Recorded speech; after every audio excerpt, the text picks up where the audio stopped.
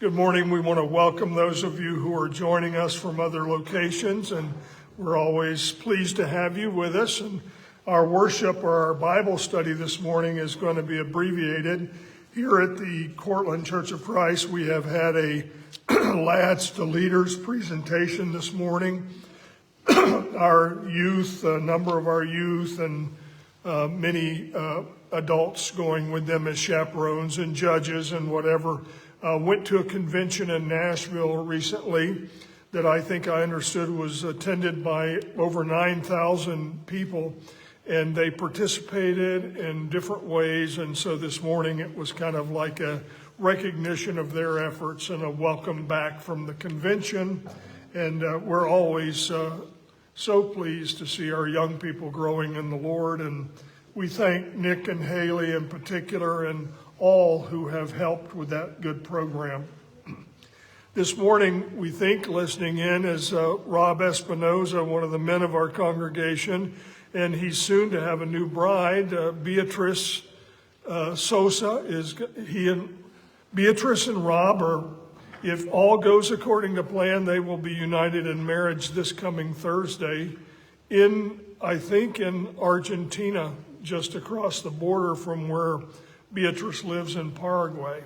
So please keep them in your prayers.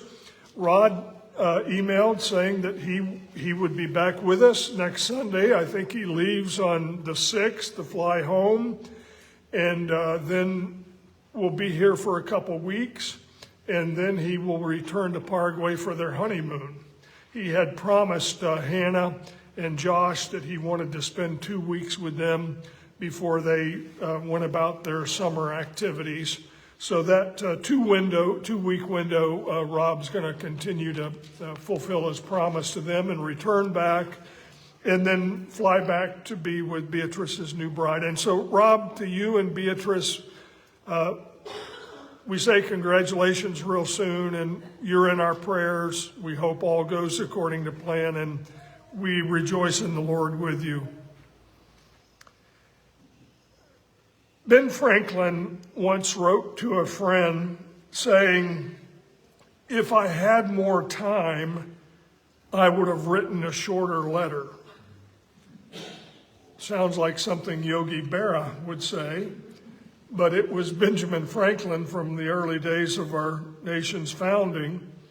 And I think I know exactly what he's talking about. We often say that when you pen or write or preach a short sermon, it's really in many ways a greater challenge than preaching a long sermon. And I say that this morning as I'm about to embark on a very brief sermon. It reminded me, and I know this story has another angle to it. I'll not tell you that one in the interest of time. But some guy came in to an advertiser, to a sign maker, saying that he had scripted out an advertisement for a sign that he wanted to hang outside of his hat making shop. And he wanted this. His submission included this proposal: John Thompson, that was his name, John Thompson, hat maker, fashionable hats sold inside for ready money. This is from years ago. In fact, Ben Franklin tells a similar story. The sign maker said that the sign was too long. It needed to be shortened or abbreviated. And so he consulted with John Thompson, the man wanting the sign made, and he said, "Since everyone knows in this little town that you're the owner of the store, we can eliminate your name," which they did. And with some additional conferencing or analysis together, the sign maker noted that it went without saying that the hat maker was not going to be making unfashionable hats, so therefore they did not need to stipulate that the hats would be fashionable. So they eliminated that part of it.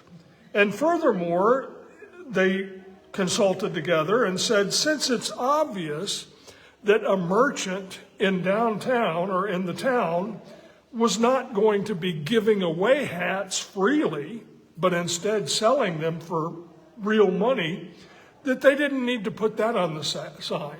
So they ended up putting a sign outside the store that said hats. And it served them very well. I don't know if I could give you the one word. I think it's the one word title of our sermon this morning. If you remember nothing else when we get done with this sermon, I want you to go home thinking about this word, abiding. Abiding is the title of our sermon this morning. Let's go back to John chapter 15, and I want you to follow along as we read the first 5 verses. We've read this passage before in this series, but here again this morning. This is Jesus talking to his disciples, in particular the apostles, very much close to his day of crucifixion. We could even say on the eve of his crucifixion, if we give that word eve just a little bit of flexibility. And Jesus said to them, I am the true vine, and my Father is the vine dresser. Every branch in me that does not bear fruit, he takes it away. And every branch that bears fruit, he prunes it that it might bear even more fruit.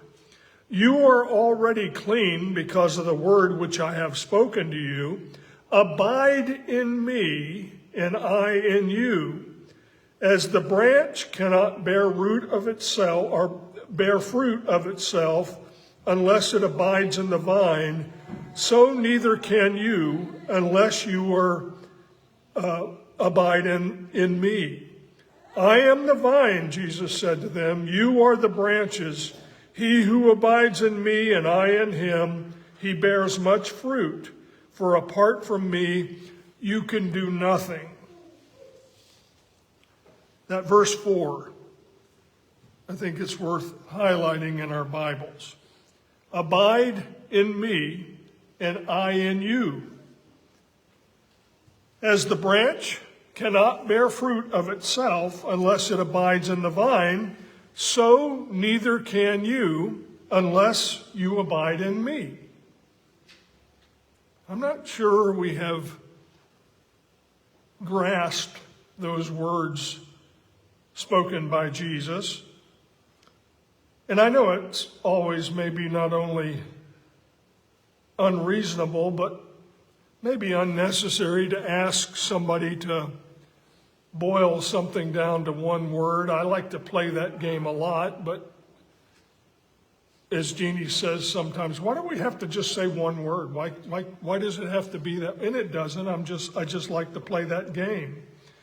So as I told you here, if I had to boil down, well, I don't know if I would say the essence of discipleship is abiding. I don't know that that would be off base to say it that way. But I think this word abiding is a good choice. Maybe it wouldn't be exactly right to say what is the most important fruit of the Spirit. There's where someone would argue, who says one's more important than the other? And you can read that list in Galatians 5 where Paul talks about the fruit of the Spirit, love, patience, joy, and on he goes. And so it's kind of hard to pick just one fruit of the Spirit. They're all important, and they are all important. So I'm not trying to say that, first of all, I don't know that abiding is necessarily a fruit of the Spirit. I think it's abiding that allows us to produce the fruit of the Spirit. It's abiding that helps us to have the mind of Christ that would stimulate us to go about behaving in the way that Jesus did. But I think abiding is a good word for us to focus on here for just a few minutes this morning.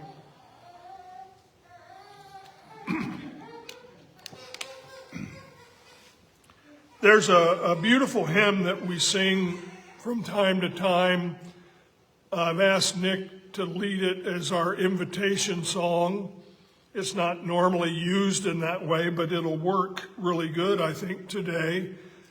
If you want to look at the words to the song, it's in number 778.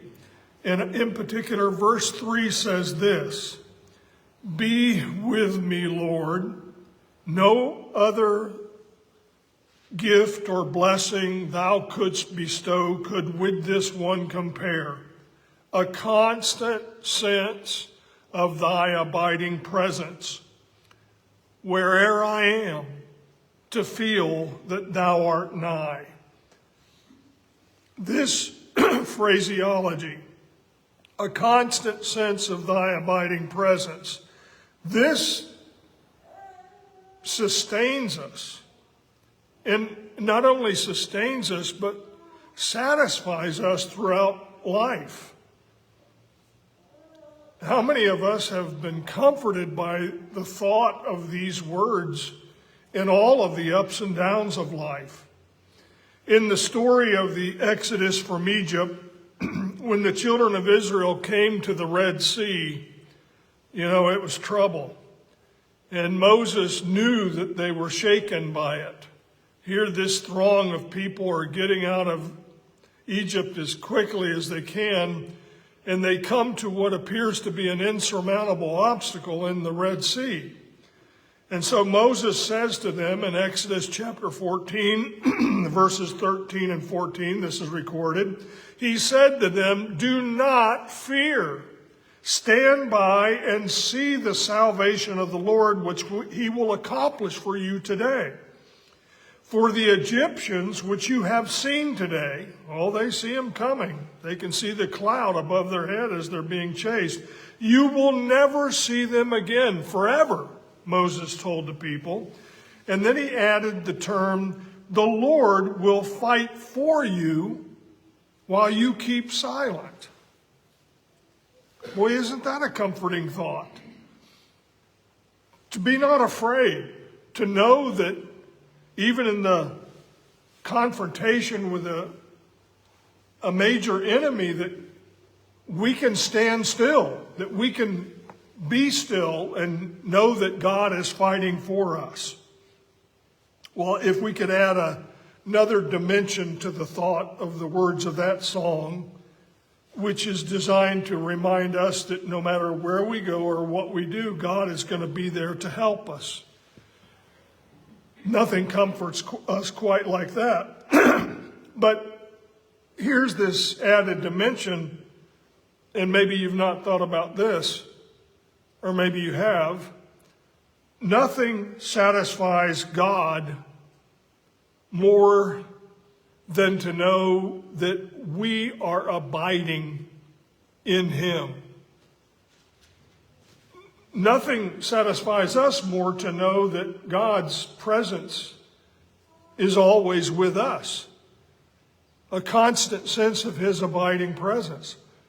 But when God looks down, and I'm using metaphorical terminology here, when God looks down at us, surely God must delight in seeing his children displaying a constant sense of abiding in him.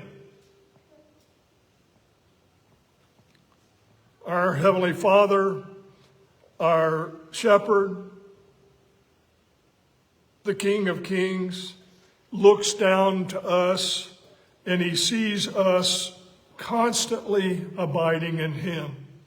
And how that must bring a smile to the face of God. And it made me think of that verse that we sang about and then that Nicholas read about, where David couldn't hold back. He said, "As a deer pants for water, so my soul longs for thee."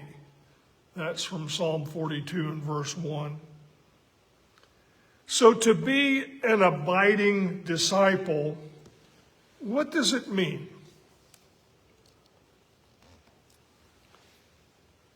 I like words, and I think other words and phrases help us when we're trying to, if you ask the average person, what does it mean to be abiding? They might look at you and like, I don't use that word very often. But here's what it means to be abiding. To be firmly fixed. Firmly fixed. Constant. We've used that in talking about the song. It means to be reliable. Abiding means to be constant. Abiding means to be reliable. To be abiding means to be unwavering. Doesn't mean that you don't struggle. It doesn't mean you don't have some ups and downs. But it means that you always come back and that you're firm and steady. And that's the last word, maybe the other chief word of this morning's lesson, and that is the word steady. If we can just be steady, it seems like a simple little request. Can't we just be steady disciples? Back when I was young, I don't know if they still use the term, but when you'd find a girl that you'd like to be with, you'd talk about, hey, you want to go steady. And everybody knew what that meant. Oh, we're going steady. That she's the one for me, and apparently I'm the one for her, and you're not going to see us with another girlfriend or boyfriend because we're going steady. Well, let's parlay that into our relationship with God. God's for me and I'm for God, and that's the way it's going to be because we're steady. We're going steady. These words that I'm talking about here, Christians being abiding, Christians being firmly fixed and constant and reliable and unwavering and steady Christians, I can't tell you how grateful I am to have been privileged to serve as your minister over many years, and having this kind of steady fellowship, walking hand in hand serving the Lord. It is truly inspiring. I don't know anything that can empower a preacher any greater than looking out into the eyes of people who are steady disciples. They're going to be there no matter what. Now, this concept of abiding stands in stark contrast to the kind of following that we do not want to be reflected in our Christian walk. So may it not be said of us that we are this, that we are flighty. I'm now telling you what's the opposite of abiding. That we are flighty or unpredictable or undependable. That we're on again and off again. We're fair-weathered. We're intermittent disciples. Or that we are wobbly.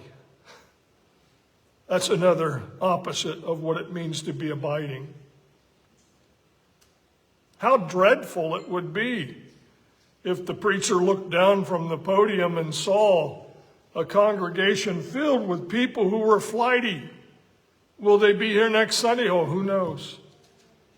They're not really that dependable. They're really not that predictable. They're so on again, off again. They're what we call fair-weathered Christians. Maybe they'll be, maybe they won't. They're intermittent. They're a little bit wobbly. If you want to discourage your preacher, be that way. If you want to falsify your claim to discipleship, then you behave that way. And let God see you that way. And then you take care that you don't stand before God and say, look at me, I'm one of your followers. God wants us to be abiding.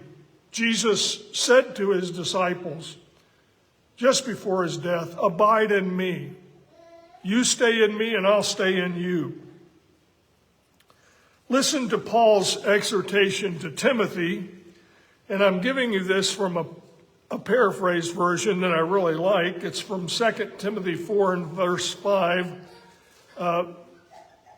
Be sober in all things, be instant, in season and out of season. That's the way my translation reads it. But this translation says this: be clear-headed in every situation, and here's the phrase I really like, stay calm and cool and steady. That's what Paul tells to Timothy. Stay calm, stay cool, stay steady. In a letter to the church in Thessalonica, this is recorded in 2 Thessalonians 2 and verse 15, Paul encouraged them with another powerful little phrase. He said to them, stand firm and hold fast. That's what it means to be abiding. Stand firm and hold fast.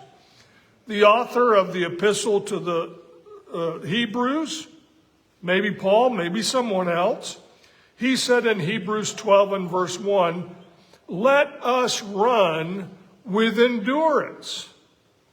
A book I read years ago, this title stuck in my head. I've referenced it numerous times over the years. Discipleship is a long obedience in the same direction. That's another way of saying it's steady. It's constant. Stand firm and hold fast. Let us run with endurance. When the elders of the church in Jerusalem caught wind of how well the church, the new church in Antioch was doing and new believers, they sent Barnabas, who himself was a great encouragement. His name means son of encouragement. And they sent Barnabas to check on things on a first-hand basis. And Acts chapter 11 and verse 23 says that Barnabas, when he saw them, the church at Antioch, and mingled with them and visited with them, he rejoiced. And he began to encourage them. Excuse me. He saw them, he rejoiced, and he began to encourage them with resolute heart to remain true to the Lord. The recommendation that Barnabas could give when he saw him was, let's just be steady. Let's just keep on doing what we've been doing here. Now let me summarize, and then we'll have a prayer. Might be the shortest sermon I've ever given. A historic day. You can tell others you were here. Didn't think it ever happened.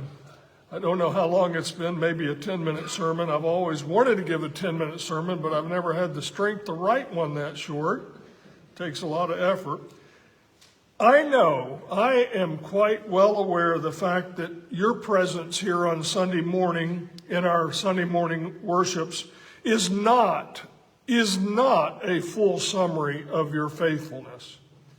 There is so much more to being a Christian than just occupying a seat on a Sunday morning. Okay, I know that, you know that, we all should know that. However, our personal participation in this weekly assembly is a pretty good starting point in assessing how mature we are in the faith. I remember when I was a child growing up, we never had to have any conversation about whether or not we were going to church in the morning on Sundays. There was never a family meeting on Saturday night and said, okay, family, we got to talk about tomorrow. Are we going to go to church? And some of you could sit here and raise your hand and say, it was the same way at my house. We just knew that when we woke up on Sunday morning, that's where we went. And you could say, well, that just can become a vain habit. And I guess it can be. Not all habits are good, but it's also one of these things like Timothy said, or like Barnabas said, stay true to the Lord. Just keep on doing. So I know that this assembly is not everything, but it's an important thing. And I can only tell you from this perspective and from also a horizontal perspective as a brother in Christ, this is such an encouragement to know that we're in this together and we're going to be in it together through thick and thin. The old expression, steady as she goes, could be tweaked a little bit when it applies to the church, I think it could be said, steady as she grows. If we're not steady, we're not going to grow. But if we are steady, if we remain resolute and faithful and firmly fixed, standing firm, holding fast, I am confident that God will bless us. Jesus said, if we abide in him, he'll take care of the fruit. He'll bring the fruit.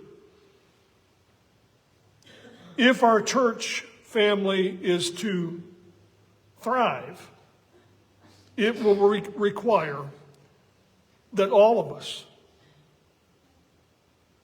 stay abiding. That we all determine to be abiding disciples. Let's bow together in prayer.